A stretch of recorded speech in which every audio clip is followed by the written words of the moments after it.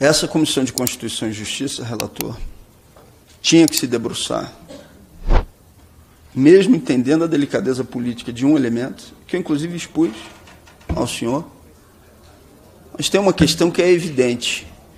Em qualquer processo, seja ele administrativo, judicial ou político, é um princípio constitucional a necessidade de imparcialidade mínima por parte do julgador.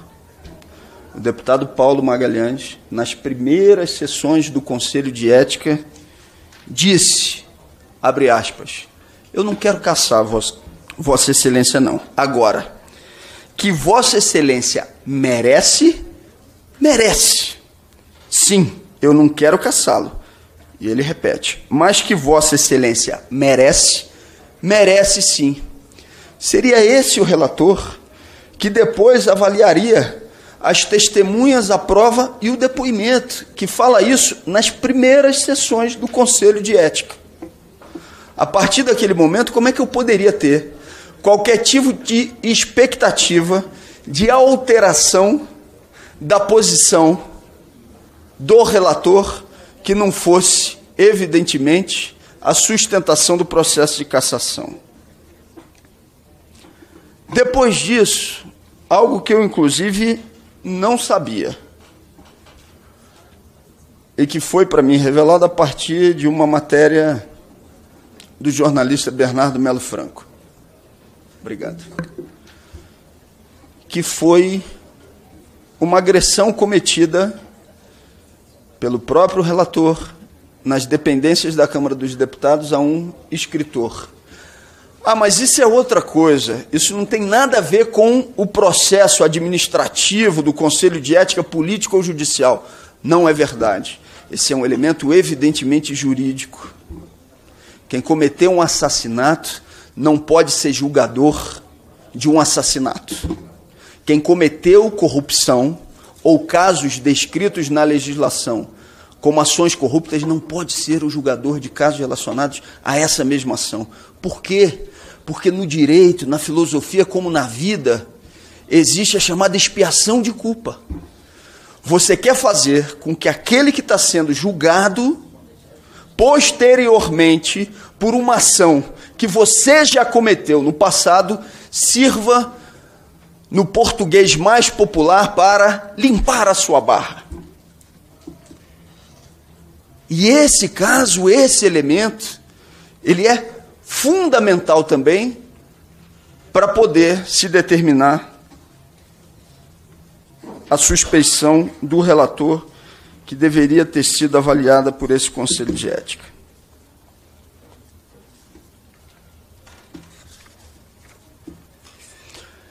Em deferimento de testemunhas, a defesa tinha e tem uma tática evidente. Eu não deixaria de me posicionar sobre a minha reação ao provocador do MBL, mas eu demonstraria quem eram os articuladores da agressão, que o sujeito estava pago para fazê-lo, e aí não sou eu que estou falando, foi ele quem disse. No depoimento que deu no Conselho de Ética, disse que estava pago, que é pago pelo MBL. Para exercer qual atividade? Ele teve dificuldade em dizer a dificuldade. Eu não preciso, eu só estou me atendo a fatos. Foi ele quem disse que é pago para isso.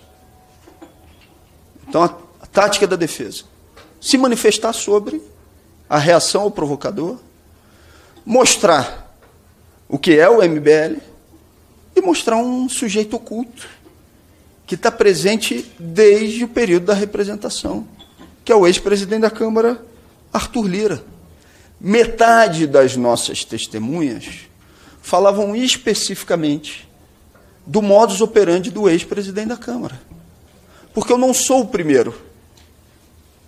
Posso até ser o último, mas eu não sou o primeiro com quem ele utilizou desse tipo de expediente, da tentativa de silenciamento. E ele não usa isso só em relação a mandatos parlamentares. Ele usa com jornalista, ele usou com a sua ex-esposa, ele usou com apresentadores, que era tentar coagir, às vezes não aparecendo diretamente, tentar e forçar uma negociação pelo silenciamento, e quando esse silenciamento não vem, utilizando os instrumentos que estavam à sua disposição para calar. E eu vou falar aqui com toda tranquilidade. Comigo não vai funcionar. Não vai funcionar. Se Arthur Lira quiser me ver calado, ele vai ter que me matar. Porque eu não vou deixar de dizer aquilo que tenho que dizer. Posso fazer isso com tranquilidade, posso fazer isso com serenidade, posso fazer isso sem um discurso apaixonado, mas deixar de dizer, eu não vou deixar de dizer. O indeferimento das testemunhas, de metade delas, então, foram um evidente cerceamento da defesa. Por quê? Porque mostrava um modus operandi evidente, que estava sendo utilizado contra mim, mas que já foi utilizado com várias outras pessoas. E esses depoimentos comprovariam, mostrariam isso. E como é que um relator é quem determina a testemunha que pode ser ouvida ou que não pode? O relator, em determinado momento, diz que eu trabalhei pela protelação dessa ação. Aqui se trata de evidente mentira. É justa a protelação em determinados casos? Sim. A obstrução, a protelação pode ser instrumento legítimo para enfrentar uma perseguição.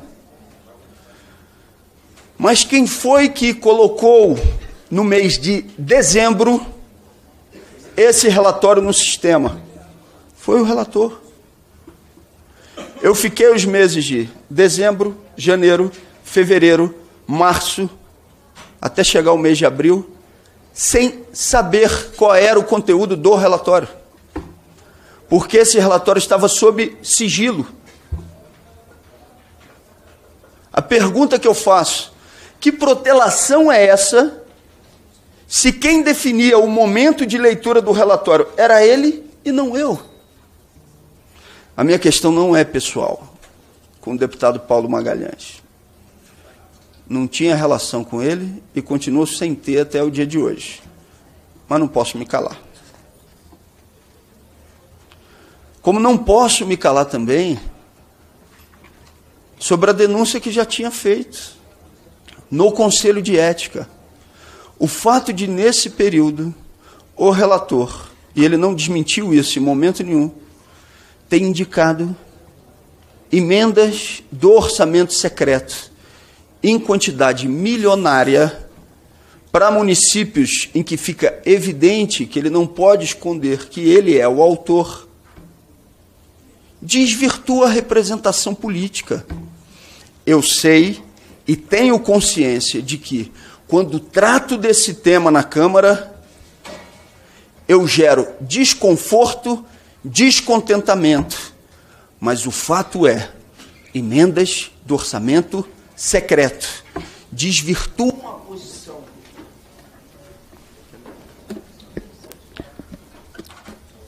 Deputado Glauber, Vossa Excelência já atingiu o tempo regimental de 25 minutos da sua fala, mas essa presidência vai conceder mais 12 minutos e 30 segundos para que Vossa Excelência possa concluir a sua defesa. Obrigado, presidente. Inclusive, depois disso, eu também vou me deslocar. Eu estou com um voo marcado, com um ato que está marcado hoje no Rio de Janeiro. Tem mais de 40 caravanas das mais variadas regiões, tem ônibus saindo, inclusive, de São Paulo, então também vou ter que ir lá, senão não chego a tempo do ato. E já quero, de antemão, agradecer a todo mundo que está mobilizado e se movimentando.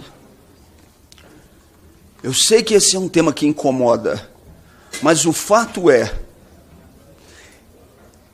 desvirtua a representação, a forma como o recurso público tem sido utilizado.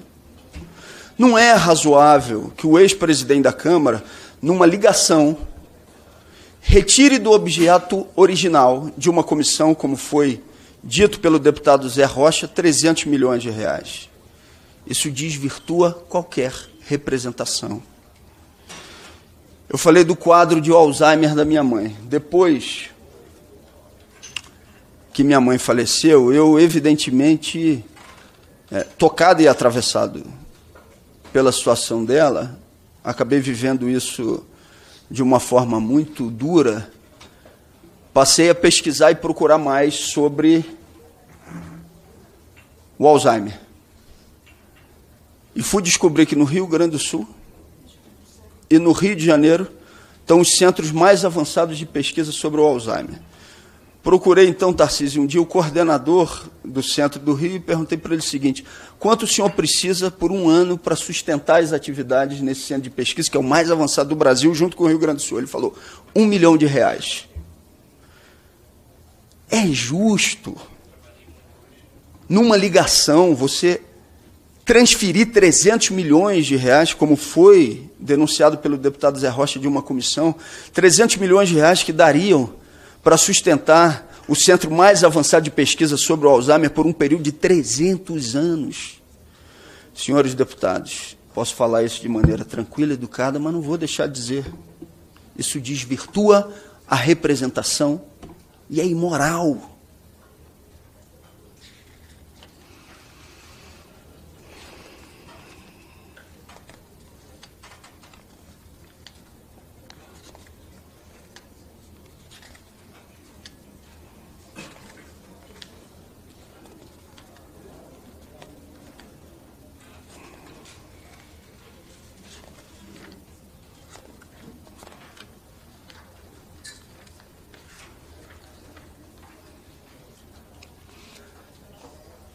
No Conselho de Ética, a imagem que se procurou dar à minha pessoa é: Glauber é uma pessoa violenta.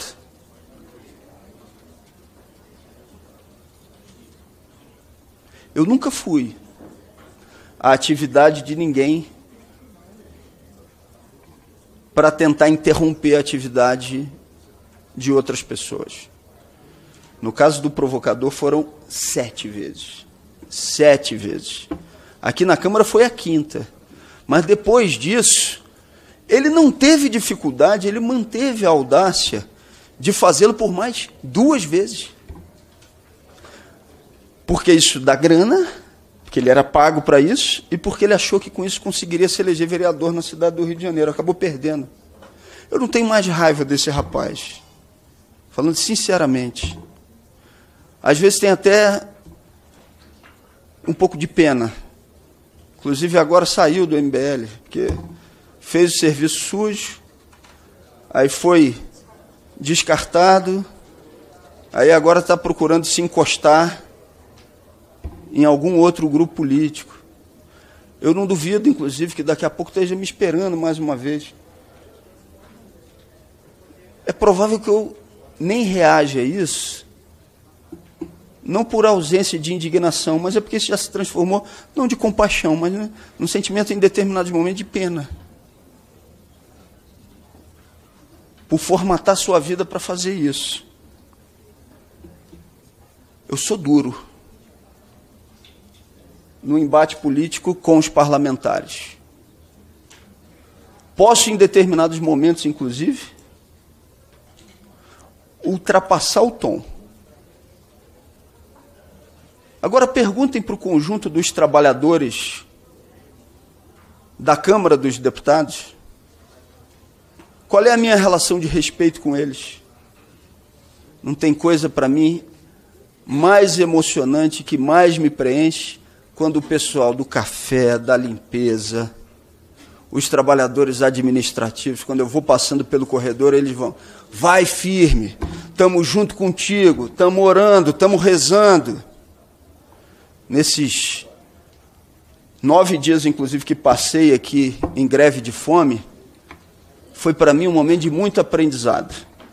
Conheci a Câmara escondida, inclusive, que o grande público não conhece. Aliás, senhoras e senhores, é um absurdo o que é o banheiro dos trabalhadores terceirizados da Câmara, onde eu tomava banho todos os dias. Muito diferente do luxo que, em determinados momentos, tem os palácios ou o espaço institucional. Se eu tivesse atacando moralmente ou sendo violento ou agressivo com alguns desses trabalhadores, eu seria o primeiro a dizer, tenho que ser caçado, ou me casse. Mas nunca fui e não serei. Porque eu tenho um enorme respeito por eles. Agora, com o deputado, não. Com o deputado, eu tenho que manter posição dura. Eu estou aqui para representar o conjunto daqueles que me confiaram essa tarefa. E ser duro não quer dizer que, em determinados momentos, não posso, inclusive, extrapolar de determinadas posições e pedir desculpas. Já fiz isso. Agora, nesse processo, eu fui várias vezes instado a pedir desculpas. Glauber, pede desculpas para diminuir essas tensões. Pede desculpas. E muita gente fazendo isso da maneira mais solidária possível, mais preocupada. Senhoras e senhores, eu não posso pedir desculpas. Eu não tenho do que pedir desculpas. Eu não posso me ferir de morte. Eu sou o primeiro a, quando avalio que errei, procurar e fazer o pedido de desculpas. Eu não tenho dificuldade em fazê-lo. Agora, pedir desculpas sem considerar que errou é uma agressão para mim maior do que a perda do mandato. E isso eu não posso fazer.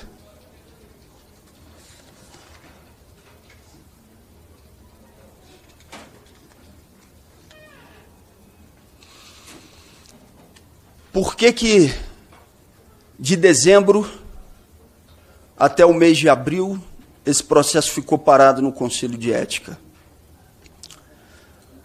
Porque eu sou testemunha de um inquérito que está correndo na Polícia Federal sobre o chamado orçamento secreto. E eu não deixei de dizer em momento nenhum, que no meu depoimento, inclusive, falei especificamente sobre a ação do ex-presidente da Câmara e daquilo que se transformou em uma lavanderia do ex-presidente da Câmara, Arthur Lira, que é o município de Rio Largo. Eu duvido, e falo isso respeitosamente, qualquer deputado de Alagoas defender o que o senhor Arthur Lira fez com seus aliados no município de Rio Largo. Um município que recebeu, num intervalo curtíssimo de tempo, mais de 90 milhões do orçamento secreto, onde o seu ex-prefeito, aliado do ex-presidente da Câmara, já foi preso não sei quantas vezes, onde disse publicamente em uma das operações que foi pego com grampo, quero meu dinheiro, e não quero que desconte INSS não, porque é dinheiro roubado. Está lá a gravação. E não sou só eu que digo isso. Os parlamentares que foram chamados e que respondem como testemunhas nesse inquérito da Polícia Federal são das mais vertentes políticas. Não é só gente de esquerda, não. Esse inquérito e outras investigações, elas não vão parar a depender do tom de voz que eu venha a utilizar na Comissão de Constituição e Justiça, nem da marcação para o dia 1º de julho do meu processo de cassação no plenário da Câmara. Até porque quem tem que tratar disso não sou eu. Eu tenho que me colocar à disposição, como testemunha que fui, para dizer tudo aquilo que vi.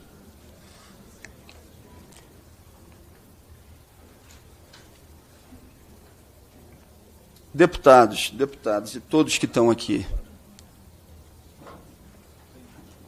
não teve até hoje um único parlamentar que chegasse para mim, concordando ou discordando de mim, para dizer: Glauber, o Arthur Lira não tem nada a ver com isso. Todos, absolutamente todos que chegam perto de mim dizem: você não ajuda, ou pelo menos uma parte deles, porque você não para. Mas o Arthur levou isso para o lado pessoal.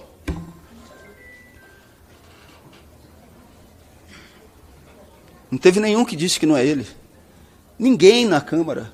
Todo mundo sabe que ele é quem está movimentando esse processo.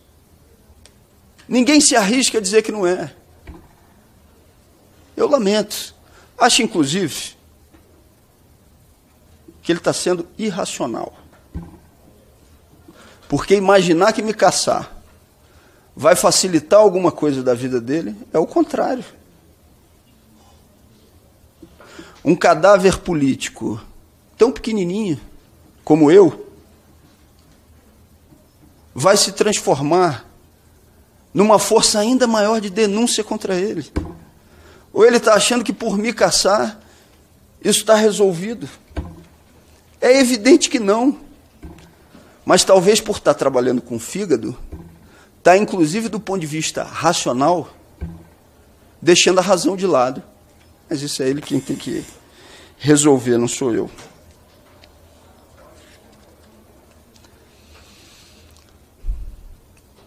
Um dos momentos mais difíceis da minha vida foi a execução do meu cunhado, na cidade do Rio de Janeiro. Eu vi o que um homicídio faz para estraçalhar uma família. E naquele momento, já vou concluir, presidente. Tinha muito mais a dizer sobre cada um dos elementos aqui, mas vou terminar.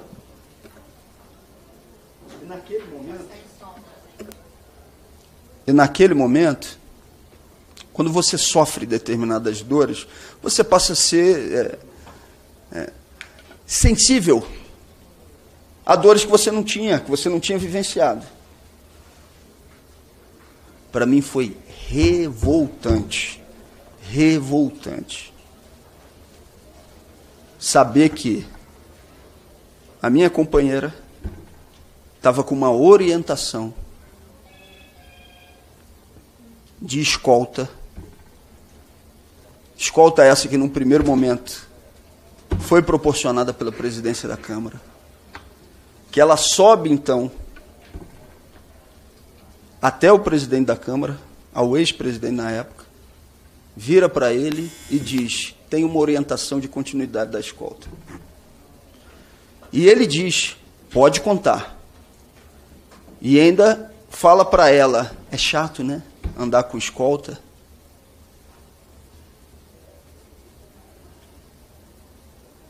E no mesmo dia, quando eu subo na tribuna para fazer uma reclamação banal, importante, mas que eu não utilizei. Para concluir, deputado Glauber, por favor. Mas que eu não utilizei nenhum adjetivo, Chico, mas porque eu reclamei, porque as galerias estavam fechadas para o acompanhamento das pessoas em relação ao que estava ali acontecendo. O ex-presidente da Câmara vai e corta a escolta de Sâmia, que tinha uma orientação política e uma orientação jurídica, investigativa, para continuar com a escolta. E que a gente não podia nem publicamente revelar isso, porque isso envolvia questões de segurança. Esse é o grau de perseguição. Isso, para mim, é muito pior do que operar uma tentativa de cassação. Sinceramente, consegue ser pior. Eu estava com um argumento aqui para tratar de cada um dos pontos. Sei que essa Comissão de Constituição e Justiça vai avaliar a posição do relator de hoje. Volta terça ou quarta, presidente, da semana que vem, já tem data prevista, que vai ser feito pedido de vista. Já tem indicativo, não? Eu vou, após a concessão do pedido de vista, eu vou informar a data da próxima reunião. Seja terça ou quarta-feira da semana que vem, vai ser apreciado. E depois de 60 dias, que na nossa avaliação cai no dia 1º de julho, eu vou enfrentar essa votação no plenário da Câmara dos Deputados. Presidente, relator, deputados e deputadas que estão aqui e aqueles que não estão aqui nesse momento, estou à disposição para apresentar as razões a cada um e a cada uma dos senhores. Não vou deixar de fazê-lo, mas não vou modificar a linha da minha orientação política para ser salvo no plenário. Sabe por quê, presidente? E por aí eu termino. Porque senão, imaginem o que aconteceria se eu, a partir de então, mudo o tom, passo a rir para todos os deputados, cumprimentar a todos, abraçar, deixar de dizer aquilo que orienta a minha posição política, eu vou ser um cadáver político no exercício do mandato. Eu já vou estar previamente, pessoalmente me caçando. Isso eu não posso fazer. Então eu nem posso estar manietado, eu posso exercer uma relação de respeito com todos e todas, e quando isso não acontecer, eu posso refletir sobre isso, inclusive dizer, olha, ali pisei na bola. Agora eu não posso modificar o que é a essência da orientação política do mandato, porque se eu faço isso, eu não vou ter o respeito de nenhum dos senhores, nem de nenhuma das senhoras. Isso eu não posso fazer. Obrigado.